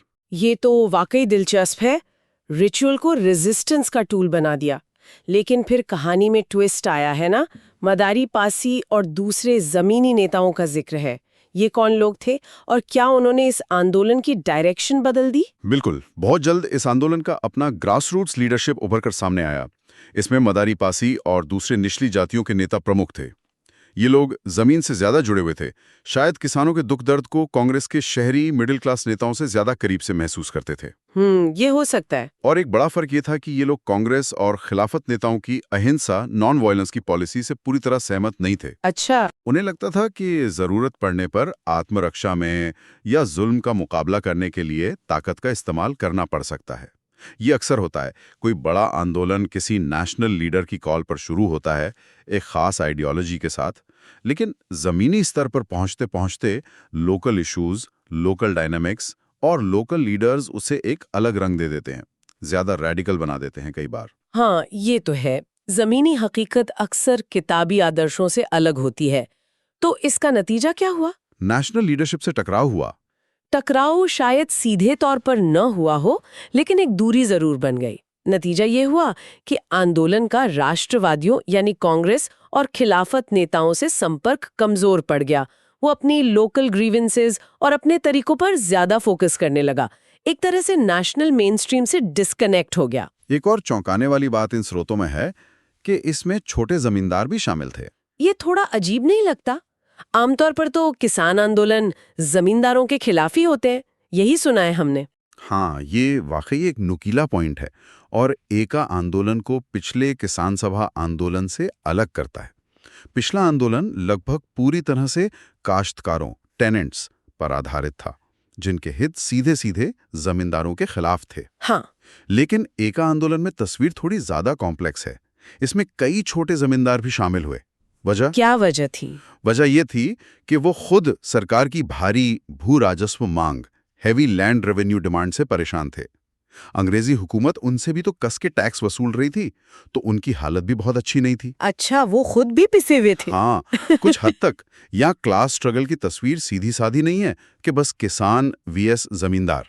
कभी कभी एक साझा दुश्मन, इस केस में शायद ब्रिटिश सरकार की रेवेन्यू पॉलिसी, और बड़े ताल्लुकदार अलग अलग इकोनॉमिक इंटरेस्ट वाले लोगों को भी एक प्लेटफॉर्म पर ला सकता है, टेम्पररी ही सही। अंडरस्टूड। मतलब दुश्मन का दुश्मन दोस्त वाली बात हो गई कुछ हद तक। तो इस आंदोलन का अंत कैसे हुआ? ज्यादा लंबा चला नहीं लगता ये? नहीं, ज्यादा लंबा नहीं खिंच पाया। मार्च 1922 तक सरकार ने पूरी ताकत लगा दी। सिवियर रिप्रेशन यानी कठोर दमन का इस्तेमाल किया गया। जब स्टेट अपनी पूरी मशीनरी के साथ उतरता है तो ग्रासरूट मूवमेंट्स के लिए टिकना मुश्किल हो जाता है। अथॉरिटी ने अपनी ताकत दिखाई और एक आंदोलन को कुचल दिया गया। एक और कहानी जो दब गई। अब चलते हैं देश के दूसरे कोने में, दक्षिण भारत, केरला के मालाबार जिले की तरफ। अगस्त 1921 में यहाँ मोपला, जो मुस्लिम काश्तकार थे, उन्होंने विद्रोह कर दिया। यहाँ क्या वजह थी? मैंने सुना ये काफी बड़ा, ज्यादा फैला हुआ और कहीं ज्यादा हिंसक मामला था। हाँ, ये 19वीं सदी में हुए छिटपुट प्रतिरोधों से कहीं बड़े पैमाने पर था और इसके कॉन्सिक्वेंसेस भी बहुत गहरे हुए। यहाँ भी ग्रीवेंसेस यानी शिकायतें काफी हद तक वैसी ही थी जैसी हमने अवध में देखी, जमींदारी शोषण, लेकिन शायद यहाँ इंटेंसिटी और ज्यादा थी। अच्छा, मुख्य मुद्दे थे। पहला, पट्टे की असुरक्षा, lack of security of tenure, मतलब काश्तकार को पता ही नहीं कि वो कब तक जमीन पर खेती कर पाएगा। जमींदार जब चाहे उसे बेदखल कर सकता था। अरे बाप रे, ये तो बहुत ही अनिश्चितता वाली स्थिति है। हाँ बिल्कुल, जैसे आज कोई गिग वर्कर महसूस करता है, पता नहीं अगला प्रोजेक्ट मिलेगा या नहीं। दूसरा, नवीनीकरण शुल्क, रिन्यूअल फीस। पट्टा या लीज रिन्यू कराने के लिए भारी फीस देनी पड़ती थी, जो अक्सर किसान की पहुंच से बाहर होती थी। तीसरा, ऊंचा लगान, हाई रेंट्स, लगान की दरें बहुत ज्यादा थी। और चौथा, अन्य जमींदारी जुल्म, अदर ऑपरेसिव लैंडलॉर्ड एग्जैक्शंस, मतलब जमींदार तरह तरह से शोषण करते थे। लगान के अलावा भी अलग अलग बहाने से पैसे या चीजें ऐंठते रहते थे। पूरी तरह एक एक्सप्लॉयटेटिव सिस्टम था। तो इस विद्रोह की चिंगारी कहाँ से लगी? क्या ये भी नॉन कॉपरेशन या खिलाफत से जुड़ा था, या ये एकदम लोकल इश्यूज पर भड़का? इसकी पहली प्रेरणा, या कहें ऑर्गेनाइज्ड पुश, अप्रैल 1920 में मंजरी में हुई मालाबार जिला कांग्रेस कॉन्फ्रेंस से मिली। ये एक अहम मोड़ था। अच्छा, कांग्रेस कॉन्फ्रेंस से? हाँ, इस कॉन्फ्रेंस ने काश्तकारों का खुलकर समर्थन किया और सरकार से मांग की कि जमींदार काश्तकार संबंधों को रेगुलेट करने के लिए, मतलब उनमें कुछ नियम कानून लाने के लिए लेजिस्लेशन बनाया जाए। ये बात इसलिए खास थी क्योंकि पहले जमींदार, जो ज्यादातर ऊंची जाति के हिंदू जैनमी थे, इतने प्रभावशाली थे कि वो कांग्रेस को काश्तकारों का पक्ष लेने से रोक देते थे। लगता है कांग्रेस में भी अब जमीनी मुद्दों पर, अग्रेरियन इश्यूज पर ध्यान देने की सोच बन रही थी, शायद नॉन कॉपरेशन मूवमेंट के लिए मास बेस बनाने की स्ट्रैटेजी के तहत। हो सकता है। इस कॉन्फ्रेंस के बाद कोझिकोड, कालिकट में एक काश्तकार संघ, टेनेंट्स एसोसिएशन बना, और फिर देखते देखते पूरे जिले में ऐसे संघ बनने लगे। किसानों को संगठित होने का एक प्लेटफॉर्म मिल गया। और बिल्कुल इसी के साथ साथ खिलाफत आंदोलन भी जोर पकड़ रहा था। मालाबार में हालत ये हो गई थी कि खिलाफत मीटिंग और काश्तकारों की मीटिंग में फर्क करना मुश्किल था। अच्छा, दोनों एक साथ चल रहे थे? हाँ बिल्कुल, नेता वही थे, सुनने वाले ऑडियंस वही मोपला किसान थे, मुद्दे घुल मिल गए थे। खिलाफत का मुद्दा तुर्की के खलीफा से जुड़ा था, लेकिन यहाँ वो जमींदारी शोषण के खिलाफ लड़ाई से जुड़ गया। दोनों आंदोलन एक दूसरे में इतने समा गए थे कि वो एक यूनिफाइड मूवमेंट बन गया, खिलाफत कम काश्तकार आंदोलन। जैसे आजकल भी हम देखते हैं कि कभी कोई एनवायरमेंटल कैंपेन किसी पॉलिटिकल प्रोटेस्ट के साथ जुड़ जाता है और उनके समर्थक और नेता कॉमन हो जाते हैं। ये इंटरेस्टिंग है कि कैसे एक इंटरनेशनल मुद्दा एक लोकल अग्रेरियन स्ट्रगल से जुड़ गया। लेकिन इसका सोशल बेस क्या था? आपने कहा मोपला मुस्लिम काश्तकार थे और जमींदार ज्यादातर हिंदू। क्या इसमें हिंदू मुस्लिम वाला एंगल शुरू से ही मौजूद था? हाँ, ये एक बहुत जरूरी और सेंसिटिव पहलू है। आंदोलन का मुख्य आधार मोपला काश्तकार ही थे। स्रोत साफ कहते हैं कि हिंदू काश्तकारों की भागीदारी इसमें ज्यादातर नहीं थी, नेग्लिजिबल थी। अच्छा, मतलब हिंदू किसान इसमें शामिल नहीं हुए ज्यादा? नहीं, ज्यादातर नहीं। हालांकि ऐसा नहीं है कि बिल्कुल शून्य थी। कुछ हिंदू नेता जरूर इस आंदोलन से जुड़े थे और उन्होंने किसानों के हक की बात की, जैसे कि माधवन नायर का नाम आता है, जिन्हें गिरफ्तार भी किया गया था। लेकिन आम हिंदू आबादी, चाहे वो काश्तकार हों या दूसरे वर्ग, वो इस आंदोलन से मोटे तौर पर अलग रहे। क्यों? इसके क्या कारण हो सकते हैं? कारण जटिल हो सकते हैं। शायद जमींदारों का प्रभाव, शायद कम्युनल लाइफ पर पहले से मौजूद तनाव, या शायद उन्हें ये लड़ाई अपनी नहीं लगी। लेकिन ये बात आगे चलकर विद्रोह के कैरेक्टर को समझने के लिए बहुत महत्वपूर्ण साबित हुई। अंडरस्टूड। तो सरकार ने क्या किया? जाहिर है ये बढ़ता हुआ यूनिफाइड मूवमेंट सरकार की नींद उड़ा रहा होगा। और मामला इतना वायलेंट कैसे हो गया? वो तिरुरंगाड़ी मस्जिद वाली घटना क्या थी जिसने आग में घी डाला? बिल्कुल, सरकार बहुत चिंतित थी। खिलाफत कम काश्तकार आंदोलन की लोकप्रियता तेजी से बढ़ रही थी, खासकर जब गांधी जी, शौकत अली और मौलाना आजाद जैसे बड़े नेशनल लीडर्स ने मलाबार का दौरा किया तो लोगों में जोश और मोबिलाइजेशन और बढ़ गया। हाँ, बड़े नेताओं के आने से फर्क तो पड़ता है। बिल्कुल। सरकार को लगा कि हालात काबू से बाहर जा रहे, ये उनके रूल के लिए डायरेक्ट चैलेंज है। तो उन्होंने वही किया जो कॉलोनियल सरकारें अक्सर करती हैं, रिप्रेशन का रास्ता अपनाया। 5 फरवरी 1921 को खिलाफत मीटिंग्स पर पाबंदी लगा दी गई, प्रोहिबिटरी ऑर्डर्स जारी कर दिए गए। फिर 18 फरवरी 1921 को बड़े नेता याकूब हसन और स्थानीय नेता यू गोपाला मेनन, पी मोइदीन कोया और के माधवन नायर को गिरफ्तार कर लिया गया। इसका एक बड़ा नतीजा ये हुआ कि लीडरशिप अब पूरी तरह स्थानीय मोपला नेताओं के हाथ में चली गई, जो शायद ज्यादा मिलिटेंट थे और जिनका गुस्सा ज्यादा भड़का हुआ था। अच्छा, तो लीडरशिप बदल गई? हाँ, सरकारी दमन और साथ में कुछ अफवाहें भी फैली कि अंग्रेज अब कमजोर हो गए हैं, वो सख्त मिलिट्री एक्शन नहीं ले पाएंगे। इन दोनों बातों ने रिप्रेशन और perceived weakness of the oppressor, मोपलाओं में गुस्सा और डिफाइंस की भावना को और भड़काया। माहौल एक्सप्लोसिव था। असली टकराव हुआ 20 अगस्त 1921 को। एरनाड तालुक के district magistrate E.F. Thomas police और सेना के एक टुकड़ी के साथ तिरुरंगाडी की मस्जिद पर छापा मारने पहुंचे। उनका मकसद था अली मुसलियार को गिरफ्तार करना, जो एक प्रमुख खिलाफत नेता और इलाके के बहुत सम्मानित मौलवी प्रीस्ट थे। अच्छा। लेकिन वहां उन्हें अली मुसलियार नहीं मिले। सिर्फ 3 छोटे-मोटे खिलाफत वॉलंटियर हाथ लगे, जिन्हें गिरफ्तार कर लिया गया। यहां तक तो शायद बात संभल सकती थी। लेकिन फिर फैली एक खबर, और यही मिस इन्फॉर्मेशन या अफवाह का क्लासिक केस दिखता है कि अंग्रेजी सेना ने मशहूर ममरात मस्जिद पर, जिसके अली मुसलियार पुजारी थे और जिसका बहुत सम्मान था, हमला करके उसे नष्ट कर दिया है। अरे, ये झूठी खबर थी? ये खबर बिल्कुल झूठी थी, पर ये आग की तरह फैली। सोचिए, आज के जमाने में व्हाट्सएप पर कोई भड़काऊ झूठी खबर कैसे फैलती है। उस समय भी वैसे ही हुआ, बस माध्यम अलग थे। हाँ, बात तो सही है। आसपास के इलाकों से हजारों मोपला गुस्से में लाठियों और चाकुओं के साथ तिरुगंगाड़ी पहुंच गए। उनके नेताओं ने ब्रिटिश अधिकारियों से मिलकर गिरफ्तार वॉलंटियर्स की रिहाई की मांग की। लोग तब तक शांत थे, इंतजार कर रहे थे, लेकिन पुलिस ने शायद घबराहट में या प्रोवोकेशन में निहत्ती भीड़ पर गोली चला दी, जिसमें कई लोग मारे गए। बस यहीं से पॉइंट ऑफ नो रिटर्न आ गया। ओहो, ये तो क्लासिक केस ऑफ एस्केलेशन है। पुलिस फायरिंग ने तो जैसे बारूद में आग लगा दी होगी। इसके बाद क्या हुआ?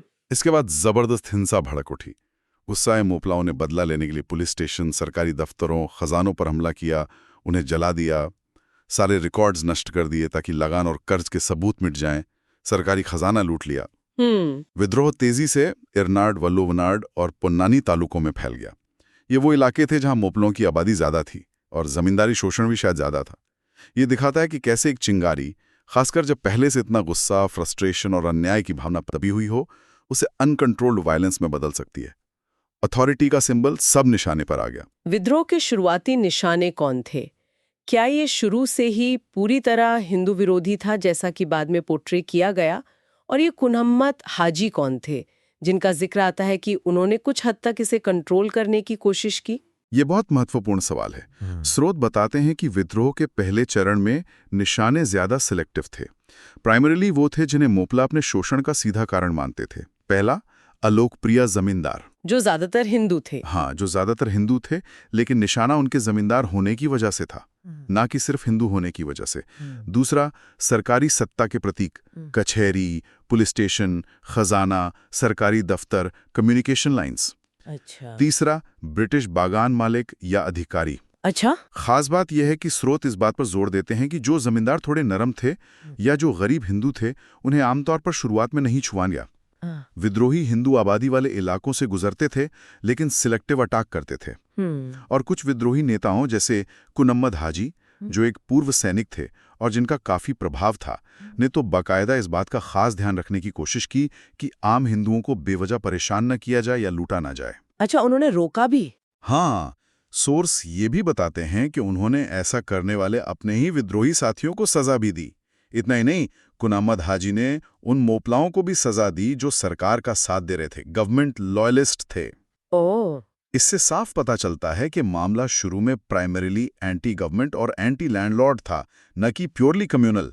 ये एक क्लास या एग्रेरियन कॉन्फ्लिक्ट था जिसमें रिलीजियस आइडेंटिटी एक फैक्टर थी, पर अकेली वजह नहीं थी। लेकिन फिर हालात बदले और इसमें भयानक सांप्रदायिक रंग आ गया, जैसा कि अक्सर ऐसे कॉन्फ्लिक्ट्स में होता है। ऐसा क्यों हुआ? What triggered that shift? हाँ, दुर्भाग्य से ऐसा ही हुआ, और यही इस विद्रोह की सबसे ट्रेजिक लेगेसी है। जब अंग्रेजों ने मार्शल लॉ लगाया, यानी इलाके का शासन सेना को सौंप दिया, और दमन बहुत ब्रूटल हो गया, तब विद्रोह का कैरेक्टर बदलने लगा। अंग्रेजों ने विद्रोह को कुचलने के लिए बहुत सख्ती बरती। इस प्रक्रिया में कई हिंदुओं पर या तो अधिकारियों ने दबाव डाला कि वो सेना की मदद करें, जैसे खबर देना, रसद देना वगैरह, सरकार का साथ दे रहे हैं। वो जनरलाइजेशन हो गया। बिल्कुल। शक और बदले की भावना बढ़ गई। जैसे आज भी तनाव के माहौल में कैसे फेक न्यूज और ह्यूमर्स समुदायों के बीच खाई पैदा कर देते हैं, वैसा ही कुछ बड़े पैमाने पर हुआ होगा। जैसे जैसे विद्रोही हारने लगे, उनमें हताशा, डेस्परेशन बढ़ी, क्योंकि वो ब्रिटिश सेना की ऑर्गेनाइज्ड मिलिट्री पावर का मुकाबला नहीं कर पा रहे थे। वैसे वैसे हिंसा का निशाना बदलने लगा। जबरन धर्म परिवर्तन, फोर्स्ड कन्वर्जन्स की घटनाएं हुई। हिंदुओं के घरों पर हमले, लूटपाट और हत्याएं बढ़ गईं। बाप रे। वो विद्रोही जो शायद पहले सिर्फ जमींदार या सरकार से लड़ रहे थे, अब हर हिंदू को दुश्मन समझने लगे। नतीजा ये हुआ कि जो आंदोलन काफी हद तक सरकार विरोधी और जमींदार विरोधी एग्रेरियन रिवोल्ट के तौर पे शुरू हुआ था, उसने एक भयानक और मजबूत सांप्रदायिक रंग, कम्युनल ओवरटोन्स ले लिया। ये तो बहुत दुखद मोड़ था। इसका राष्ट्रीय आंदोलन पर क्या असर पड़ा और अंत क्या हुआ इस विद्रोह का? असर बहुत ही नेगेटिव पड़ा। मोपलाओं ने हिंसा का रास्ता अपनाया था, जो गांधी जी के नेतृत्व वाले नॉन कोऑपरेशन मूवमेंट के नॉन वायलेंस के सिद्धांत के बिल्कुल खिलाफ था। हाँ, वो तो था ही। इस वजह से वो वैसे ही नेशनल मेन स्ट्रीम से कट गए थे। फिर जब विद्रोह का भयानक सांप्रदायिकरण हो गया, तो वो पूरी तरह से अलग थलग पड़ गए। National leaders including Gandhi ji ने वायलेंस को कंडेम किया, स्पेशली उसके कम्युनल एस्पेक्ट को। इससे आंदोलन को मिलने वाली बाहरी सिंपैथी भी खत्म हो गई। बाकी काम ब्रिटिश दमन ने पूरा कर दिया। सेना ने बेरहमी से विद्रोह को कुचला।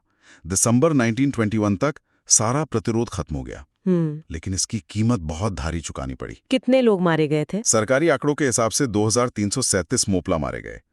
गैर सरकारी अनुमान तो 10,000 से भी ज्यादा का है। 10,000? हाँ, और एक और भयानक घटना हुई, वैगन ट्रेजेडी, जिसमें ट्रेन के एक बंद माल डिब्बे में भरकर ले जाए जा रहे 60 से ज्यादा मोपला कैदी दम घुटने से मर गए। करीब 45,000 से ज्यादा विद्रोहियों को या तो पकड़ा गया या उन्होंने सरेंडर किया। ओह गॉड, ये तो बहुत ही भयानक था। लेकिन सबसे बड़ा नुकसान शायद लॉन्ग टर्म था।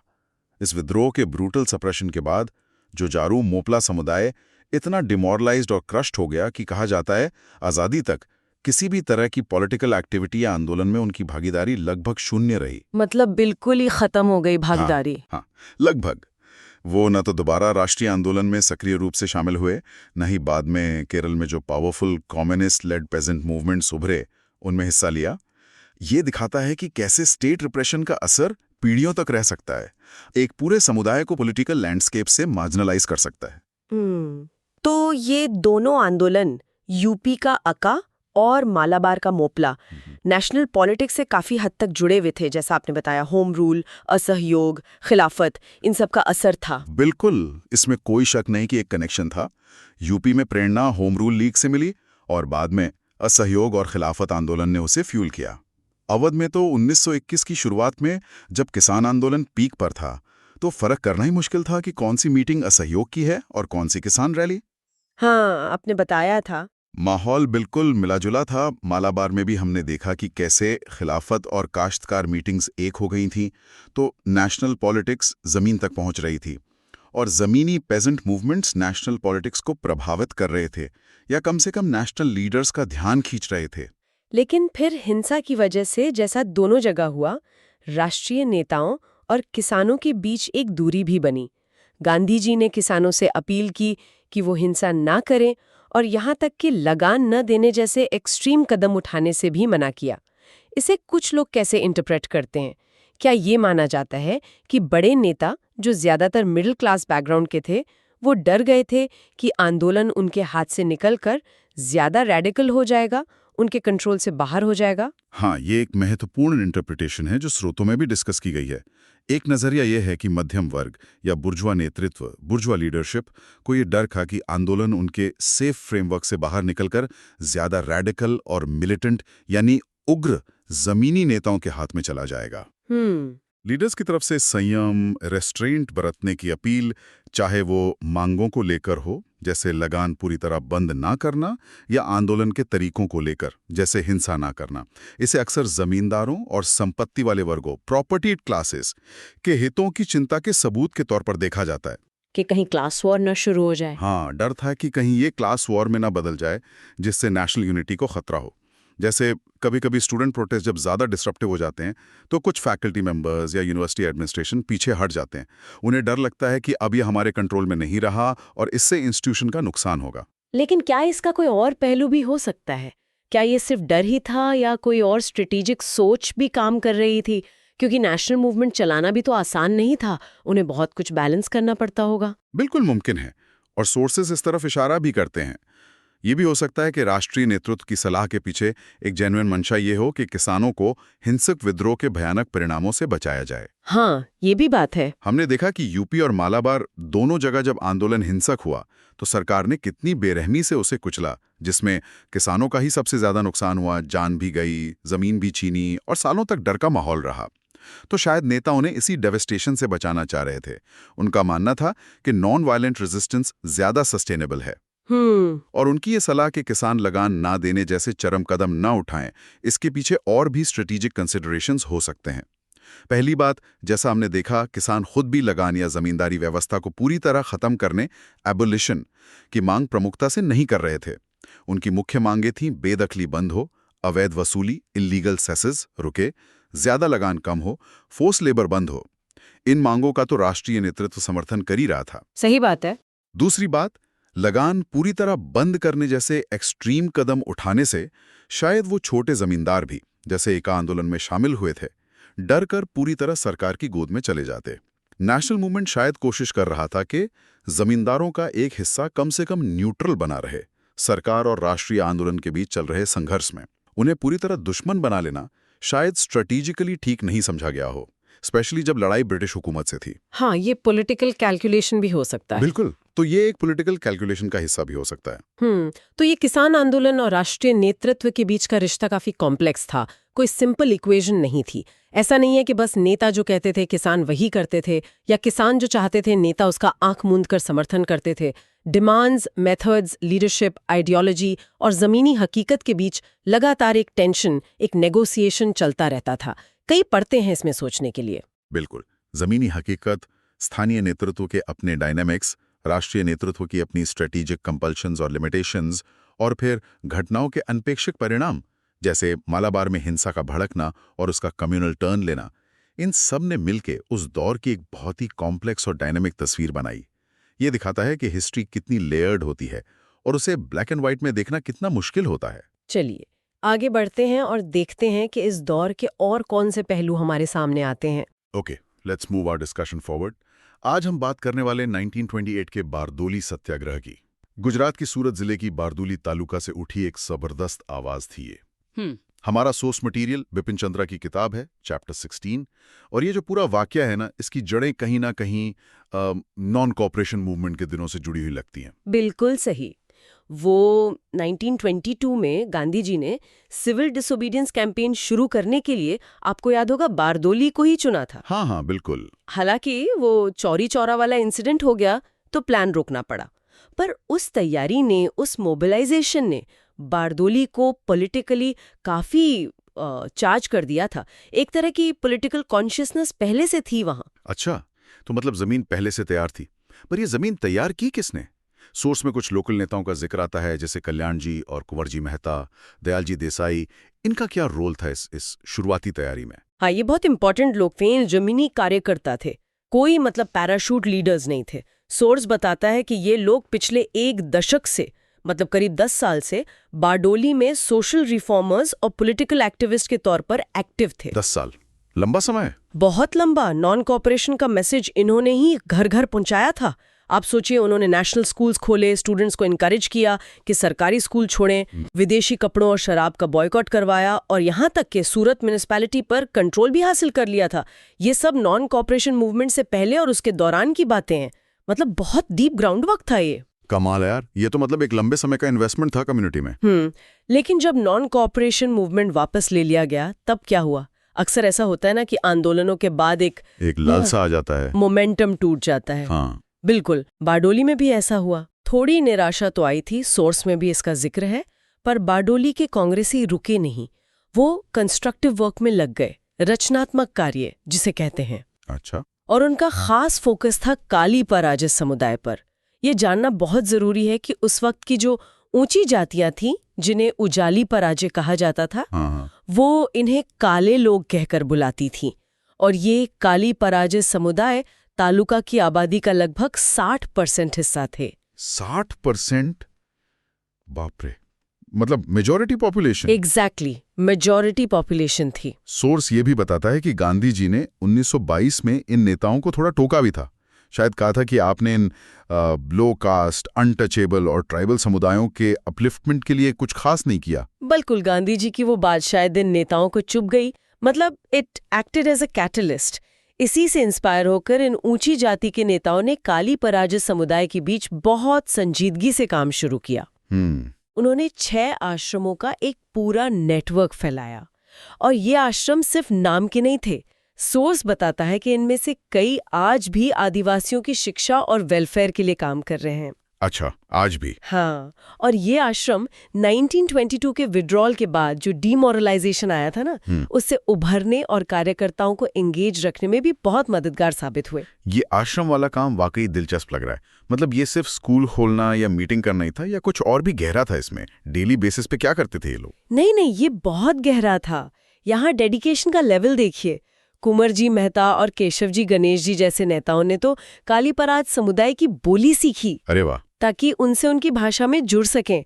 फिर जो एजुकेटेड काली पराज लोग थे, उनकी मदद से उन्होंने काली पराज साहित्य तैयार किया, जिसमें कविताएं थीं, कहानियां थीं। अच्छा। और ये कोई एकेडमिक एक्सरसाइज नहीं थी। ये साहित्य उन्हें हाली सिस्टम के खिलाफ जागरूक करता था। हाली सिस्टम आप समझ लीजिए एक तरह की बॉन्डेड लेबर थी, बंधुआ मजदूरी जैसा। हाँ बिल्कुल, जिसमें वो पीढ़ी दर पीढ़ी ऊंची जाति के जमींदारों के यहाँ बंधुआ मजदूर की तरह काम करते थे। साथ ही ये साहित्य उन्हें शराबखोरी और शादी ब्याह जैसे मौक़ों पर जो बेहिसाब खर्चे होते थे, उनसे बचने की सलाह देता था, क्योंकि इन्हीं वजहों से वो अक्सर कर्ज के जाल में फंस जाते थे। तो ये एक होलिस्टिक अप्रोच थी। सोशल रिफॉर्म, इकोनॉमिक अवेयरनेस और जो एक्सप्लॉयटेटिव स्ट्रक्चर्स थे उनको चैलेंज करना, सब एक साथ जुड़ा हुआ था। और ये बातें लोगों तक पहुंचती कैसे थीं? आजकल तो खैर व्हाट्सएप फॉरवर्ड है, इंस्टाग्राम रील है, कोई भी मैसेज मिनटों में फैल जाता है। उस जमाने में इन्फॉर्मेशन डिसेमिनेशन का क्या सिस्टम था? हाँ, टेक्नोलॉजी तो नहीं थी, पर कम्युनिटी नेटवर्क्स बहुत स्ट्रांग थे। भजन मंडलीज हुआ करती थीं। भजन मंडली? हाँ, जिनमें काली पराज और उजाली पराज दोनों समुदायों के लोग शामिल होते थे। ये मंडलियां भजन गाते गाते ये सोशल मैसेजेस गांव-गांव तक पहुंचाती थीं। सोचिए, कम्युनिटी सिंगिंग ग्रुप्स जो सोशल मैसेंजर्स का भी काम कर रहे थे। कमाल है। रात में स्कूल्स चलाए जाते थे ताकि दिन में काम करने वाले अडल्ट भी पढ़ सके। 1927 में तो खास काली पराज बच्चों के लिए बारडोली शहर में एक स्कूल भी खोला गया। पर इससे ऊंची जाति के जमींदारों को तो दिक्कत हुई होगी, जरूर हुई होगी। उनके पुश्तैनी मजदूर अगर जागरूक हो रहे थे, सवाल पूछना सीख रहे थे, तो उनकी अथॉरिटी तो चैलेंज हो रही थी ना, जैसे आज भी होता है। बिल्कुल। कहीं कोई गरीब या दलित अपने हक की बात करे तो कह देते हैं, अरे ये तो बिगड़ गया है, ज्यादा हवा लग गई है इसे। बिल्कुल बिल्कुल। सोर्स साफ बताता है कि ऊंची जाति के जमींदारों ने काफी हॉस्टिलिटी दिखाई। उन्हें डर था कि उनके लेबरर्स स्पॉइल हो जाएंगे, उनकी बातें नहीं मानेंगे। रेजिस्टेंस तो था, पर काम चलता रहा। एनुअल काली पराज कॉन्फ्रेंसेस भी ऑर्गेनाइज की जाती थी। 1927 की कॉन्फ्रेंस बहुत इंपॉर्टेंट थी क्योंकि उसके अध्यक्ष खुद गांधी जी थे। अच्छा, गांधी जी खुद आए थे? हाँ, और गांधी जी ने ही इस कॉन्फ्रेंस में काली प्रहाज का नाम बदलकर रनी प्रहाज यानी जंगल के वासी करने का सुझाव दिया, क्योंकि काली प्रहाज शब्द में वो काले लोग वाला अपमानजनक कॉनोटेशन था। तो ये नाम बदलना भी एक सिंबॉलिक जेस्चर था रिस्पेक्ट का। सही बात है। और गांधी जी ने शायद एक इंक्वायरी कमेटी भी बैठाई थी इनकी हालत जानने के लिए। हाँ, ये एक बहुत क्रूशियल कदम था। नरहरि पारिख और जुगतराम दवे जैसे सीनियर नेताओं ने काली प्रहाज समुदाय की सोशियो इकोनॉमिक कंडीशंस पर एक डिटेल्ड इंक्वायरी की और रिपोर्ट काफी शॉकिंग थी। इसमें हॉली सिस्टम की कड़ी निंदा की गई, साहूकारों द्वारा जो शोषण होता था उसका पर्दाफाश किया गया और ऊंची जातियों द्वारा काली प्रहाज महिलाओं के सेक्सुअल एक्सप्लॉयटेशन जैसे बेहद गंभीर मुद्दे उठाए गए। बाप है। इस इंक्वायरी और इसकी फाइंडिंग्स ने कांग्रेस को काली प्रहाज समुदाय के बीच एक मजबूत आधार दिया, उनका विश्वास जीतने में मदद की। उन्हें लगा कि कोई उनकी बात सुन रहा है, उन्हें रिप्रेजेंट कर रहा है। ये तो हुई काली प्रहाज समुदाय की बात, लेकिन आंदोलन में तो उचाली प्रहाज यानी जमीन वाले किसानों का भी बड़ा रोल था। क्या उनके बीच भी कांग्रेस का काम चल रहा था? हाँ, बिल्कुल पैरेलल एफर्ट चल रहा था। आश्रम के कार्यकर्ता इन जमींदार किसानों के बीच भी लगातार काम कर रहे थे। नॉन कॉपरेशन मूवमेंट के बाद शायद थोड़ी दूरी आ गई थी, लेकिन इस कंस्ट्रक्टिव वर्क के दौर में उन्होंने फिर से अपना इन्फ्लुएंस बना लिया था। तो बेसिकली वो रूरल सोसाइटी के अलग अलग सेक्शंस के बीच ब्रिज बना रहे थे, एक तरह से जमीन तैयार कर रहे थे जाने अनजाने फ्यूचर मास एक्शन के लिए। तो जमीन तैयार थी, लोग जागरूक हो रहे थे, अलग अलग समुदायों के बीच पुल बन रहे थे। फिर ये आंदोलन की चिंगारी यहां से भड़की। What was the immediate trigger? 1928 के सत्याग्रह का ट्रिगर था लगान में भारी बढ़ोतरी का फैसला। जनवरी 1926 में जयाकर नाम के एक ब्रिटिश सेटलमेंट ऑफिसर ने जमीन का रीअसेसमेंट करके लगान में 30% की बढ़ोतरी की सिफारिश कर दी। 30%? 30%। ये उस जमाने के हिसाब से बहुत ज्यादा था, मतलब कमर तोड़ देने वाला। कांग्रेस नेताओं ने फौरन इसका प्रोटेस्ट किया और मामले की जांच के लिए खुद की एक बारदौली इंक्वायरी कमेटी बनाई। जुलाई 1926 में इस कमेटी की रिपोर्ट आई, जिसमें साफ कहा गया कि ये बढ़ोतरी अनजस्टिफाइड है, इसका कोई वाजिब आधार नहीं है। इसके बाद क्या हुआ? आजकल जैसे किसी मुद्दे पर मीडिया में बहस छिड़ जाती है, टीवी पर डिबेट्स होती हैं, सोशल मीडिया पर ट्रेंड्स चलते हैं, क्या वैसा कुछ हुआ? पॉलिटिकल प्रेशर कैसे बनाया गया? हाँ, तरीका अलग था, पर प्रेशर तो बनाया गया। प्रेस में, खासकर गांधी जी के अखबारों यंग इंडिया और नवजीवन में इस मुद्दे पर जोरदार कैंपेन चलाया गया। आर्टिकल्स लिखे गए, सरकारी तर्कों की धज्जियां उड़ाई गईं। जो कॉन्स्टिट्यूशनलिस्ट नेता थे, यानी जो बॉम्बे लेजिस्लेटिव काउंसिल के सदस्य थे, उन्होंने काउंसिल के अंदर ये मुद्दा उठाया। इस सारे दबाव का नतीजा ये हुआ कि जुलाई 1927 में सरकार ने बढ़ोतरी को थोड़ा कम करके 21.97% कर दिया, मतलब करीब 22%। लेकिन ये तो बस ऊंट के मुंह में जीरा जैसा हुआ। बिल्कुल, ये महज कॉस्मेटिक चेंज था, असल मुद्दे का हल नहीं था। 22% भी तो बहुत ज्यादा है। ये तो किसानों के लिए नाकाफी रहा होगा। बिल्कुल, और यहीं पर आंदोलन की स्ट्रैटेजी को लेकर मतभेद उभरने लगे। अच्छा। जो कॉन्स्टिट्यूशनलिस्ट नेता थे, उनका मानना था कि ठीक है, सरकार थोड़ी झुकी है तो हमें सिर्फ बढ़ी हुई रकम यानी 22% देने से मना करना चाहिए, पुराना लगान भर देना चाहिए, एक तरह से बीच का रास्ता। लेकिन जो आश्रम ग्रुप वाले नेता थे, जिनका जमीनी काम ज्यादा था और जो सालों से काली प्रहाज और किसानों के बीच काम कर रहे थे, उनका स्टैंड ज्यादा रेडिकल था। वो क्या कह रहे थे? उनका कहना था कि अगर सरकार पर वाकई दबाव बनाना है तो पूरा लगान रोकना होगा, पुराना भी और नया भी। Only a complete no tax campaign would force the government's hand. किसानों के बीच क्या स्थिति थी? शोरी कंफ्यूजन रहा होगा। एक तरफ नरम दल वाले नेता, दूसरी तरफ ये आश्रम वाले जो ज्यादा कड़ा रुख अपनाने को कह रहे थे। हाँ, शुरू में किसान शायद थोड़ा हिचकिचा रहे थे। मॉडरेट नेताओं का असर भी था और शायद सरकारी कार्रवाई का डर भी। लेकिन जब उन्होंने देखा कि मॉडरेट नेता तो बढ़ी हुई रकम को रोकने के लिए भी कोई ठोस आंदोलन खड़ा नहीं कर पा रहे, उनकी स्ट्रैटेजी में दम नहीं दिख रहा, तो उनका झुकाव धीरे धीरे आश्रम ग्रुप की तरफ होने लगा। अच्छा। और आश्रम वालों ने इसी मौके पर वल्लभ भाई पटेल से संपर्क साधा। उन्हें लगा कि इस लड़ाई को लड़ने के लिए एक मजबूत और डिसाइसिव लीडर की जरूरत है और पटेल इसके लिए सबसे सूटेबल थे। तो पटेल को बाकायदा इनवाइट किया गया, ये नहीं कि वो खुद ही चले आए। हाँ, ये एक कलेक्टिव डिसीजन था। सोर्स बताता है कि बामनी गांव में 60 गांव के प्रतिनिधियों की एक मीटिंग हुई। उस मीटिंग में फॉर्मली पटेल को इनवाइट किया गया कि आप आकर हमारा नेतृत्व करें। लोकल नेताओं ने गांधी जी से भी सलाह ली। गांधी जी ने पूछा कि क्या किसान सारे नतीजे भुगतने को तैयार हैं? उनकी जमीन जब्त हो सकती है, मवेशी उठाए जा सकते हैं, उन्हें जेल हो सकती है। आए तो बड़े सवाल थे। बिल्कुल। नेताओं ने गांधी जी को विश्वास दिलाया कि किसान सब कुछ समझते हैं और हर कुर्बानी देने को तैयार हैं। गांधी जी की हरी झंडी मिलने के बाद ही पटेल बारडोली आए। और फिर 4 फरवरी 1928 को पटेल बारडोली पहुंचे और मोर्चा संभाला। हाँ, 4 फरवरी। आते ही उन्होंने किसानों के प्रतिनिधियों और कॉन्स्टिट्यूशनलिस्ट नेताओं दोनों से मुलाकातें की। एक मीटिंग में तो मॉडरेट नेताओं ने खुले तौर पर एडमिट किया कि उनके तरीके फेल हो गए हैं, अब पटेल को मौका देना चाहिए। अच्छा। पटेल ने किसानों को फिर से बहुत साफ शब्दों में समझाया कि इस रास्ते पर चलने के क्या खतरे हैं। Loss of property, jail, severe hardship. उन्होंने सोचने के लिए 1 हफ्ता दिया। सोचने का वक्त दिया। हाँ। इसी बीच वो अहमदाबाद गए और बॉम्बे के गवर्नर को एक चिट्ठी लिखी। चिट्ठी में सेटलमेंट रिपोर्ट की खामियां गिनाई और एक इंडिपेंडेंट इंक्वायरी की मांग की। साथ ही साफ चेतावनी दी कि अगर मांग नहीं मानी गई तो वो किसानों को लगान न देने की सलाह देने पर मजबूर होंगे। सरकार का जवाब प्रेडिक्टेबल रहा होगा, टालमटोल या सीधा इनकार? सीधा इनकार। सरकार टस से मस नहीं हुई। 12 फरवरी को पटेल बारडोली वापस आए और किसानों के प्रतिनिधियों को सरकार का रूखा जवाब बताया। फिर इसके बाद बारडोली तालुका के किसानों की एक बड़ी कॉन्फ्रेंस हुई। इसमें प्रस्ताव पास किया गया कि जब तक सरकार कोई इंडिपेंडेंट ट्रिब्यूनल अपॉइंट नहीं करती या मौजूदा लगान को ही फुल पेमेंट एक्सेप्ट नहीं कर लेती, तब तक कोई भी किसान बढ़ा हुआ लगान अदा नहीं करेगा। The battle lines were drawn. और फिर वो शपथ वाला वाकया हुआ होगा, प्रभु और खुदा के नाम पर कसम खाई गई। वो माहौल कितना चार्ज रहा होगा। बिल्कुल। वो सिर्फ एक मीटिंग नहीं थी, वो एकता और दृढ़ संकल्प का प्रदर्शन था। किसानों ने, हिंदुओं ने प्रभु के नाम पर और मुसलमानों ने खुदा के नाम पर कसम खाई कि वो बढ़ा हुआ लगान नहीं देंगे, चाहे कुछ भी हो जाए। मीटिंग में गीता और कुरान की आयतें पढ़ी गईं और कबीर के भजन गाए गए, जो हिंदू मुस्लिम एकता का प्रतीक माने जाते हैं। यहीं से सत्याग्रह का फॉर्मल आगाज हुआ। पटेल इस भूमिका के लिए शायद सबसे सही व्यक्ति थे उस समय। उनका पिछला अनुभव, खेड़ा सत्याग्रह, नागपुर फ्लैग सत्याग्रह, बोरसद सत्याग्रह, उन्हें इस तरह के मास मूवमेंट्स का माहिर बना चुका था। इसमें कोई शक नहीं।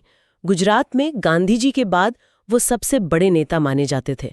उनकी ऑर्गेनाइजेशनल स्किल्स, उनकी भाषण देने की कला, उनकी अथक कैंपेनिंग की क्षमता और आम लोगों को, खासकर किसानों को, उनकी अपनी भाषा में इंस्पायर करने की काबिलियत, ये सब जग जाहिर था। हाँ, करते हैं कि सरदार के भाषणों का कैसा जादुई असर होता था। वो किताबी बातें नहीं करते थे, सीधा किसानों के दिल की बात उनकी भाषा और मुहावरों में करते थे। इतने बड़े आंदोलन को मैनेज करना, वो भी ब्रिटिश राज के खिलाफ, कोई आसान काम नहीं रहा होगा। ऑर्गेनाइजेशन कैसे किया उन्होंने, ये जानना दिलचस्प है। मतलब जमीनी स्तर पर स्ट्रक्चर क्या था? यहाँ सरदार पटेल का ऑर्गेनाइजेशनल जीनियस दिखता है। उन्होंने पूरे तालुका को 13 वर्कर कैंप या छावनी में बांटा। 13 छावनियां? हाँ, हर छावनी का इंचार्ज एक अनुभवी नेता होता था। ये एक डिसेंट्रलाइज स्ट्रक्चर था इफेक्टिव मैनेजमेंट के लिए। पूरे गुजरात प्रांत से 100 अनुभवी पॉलिटिकल वर्कर्स बुलाए गए और उनकी मदद के लिए 1,500 वॉलंटियर्स की एक फौज खड़ी की गई, जिसमें बहुत से स्टूडेंट्स भी शामिल थे। 1500 वॉलंटियर्स। हाँ, एक dedicated army for the cause. और कम्युनिकेशन के लिए एक पब्लिकेशंस ब्यूरो बनाया गया। पब्लिकेशंस ब्यूरो, ये आज के जमाने के मीडिया सेल या न्यूज़लेटर जैसा कुछ था। इसका काम क्या था? हाँ, बिल्कुल वैसा ही समझिए। ये ब्यूरो रोज बारडोली सत्याग्रह पत्रिका नाम की एक बुलेटिन निकालता था। रोज।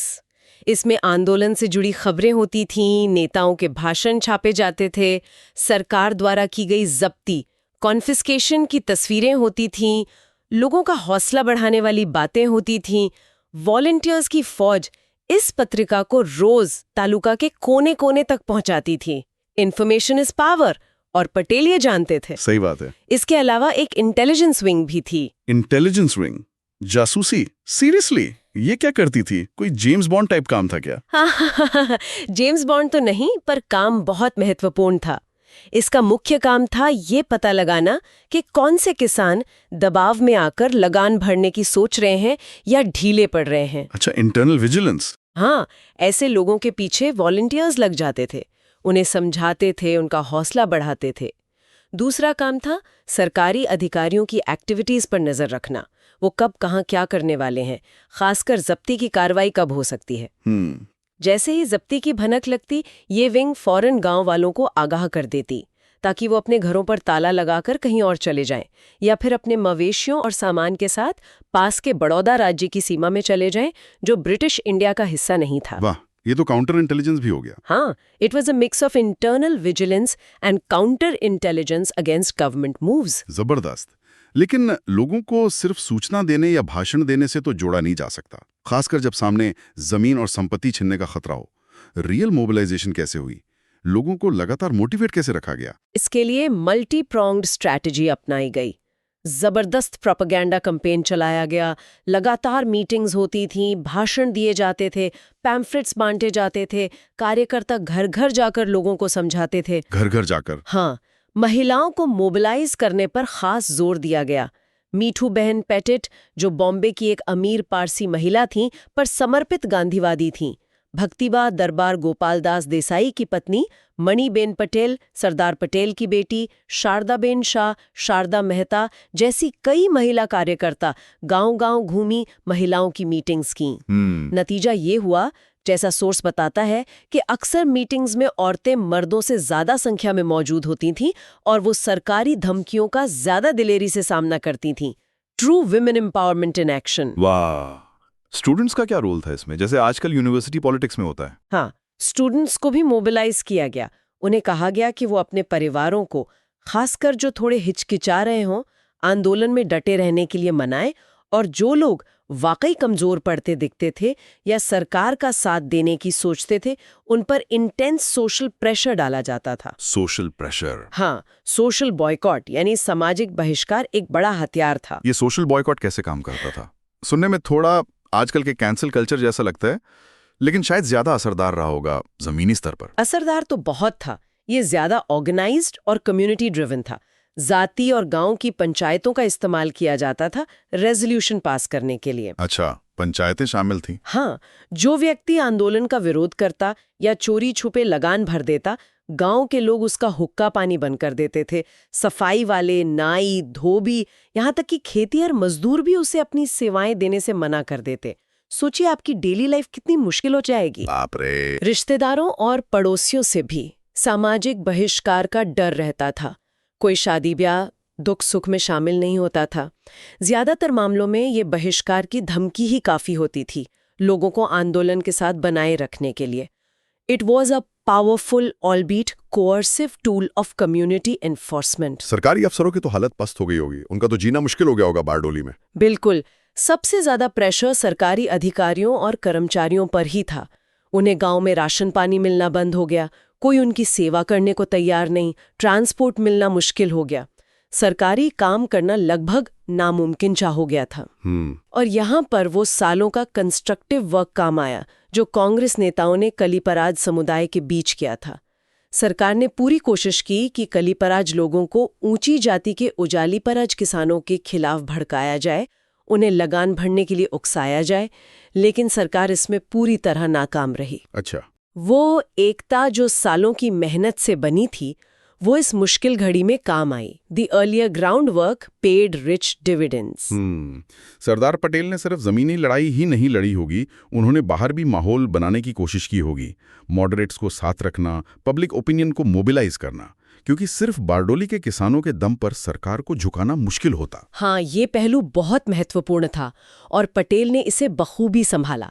वो लगातार कोशिश करते रहे कि कॉन्स्टिट्यूशनलिस्ट और मॉडरेट नेता भी आंदोलन के पक्ष में बोले और देश भर में पब्लिक ओपिनियन सरकार के खिलाफ बने। इसका असर हुआ? बिल्कुल हुआ।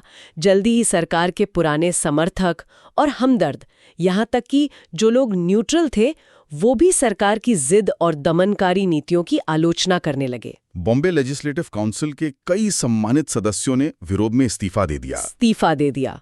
हाँ, जिनमें के.एम. मुंशी और लालजी नारंगी जैसे बड़े नाम शामिल थे, जो इंडियन मर्चेंट्स चेंबर के प्रतिनिधि थे।